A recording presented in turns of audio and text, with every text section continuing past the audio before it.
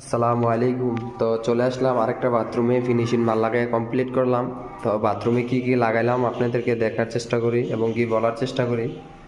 তো এখানে দেখতেছেন আপনার সাবানদানি এবং কি বিপকক আপনার বালতি ট্যাপের জন্য। তো এটা হচ্ছে আপনার কনসিল স্টিল কক শাওয়ারের জন্য। তো এখানে আপনার রিং টাওয়ার এল ব্যবহার করলাম একটা, এখানে বিপকক ব্যবহার করলাম। তো এখানে দেখতেছেন টিস্যু বক্স।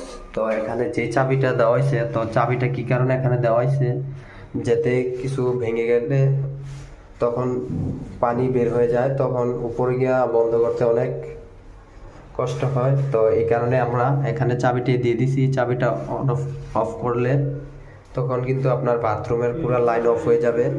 তো এই কারণে এখানে আমরা চাবি দিয়ে থাকি।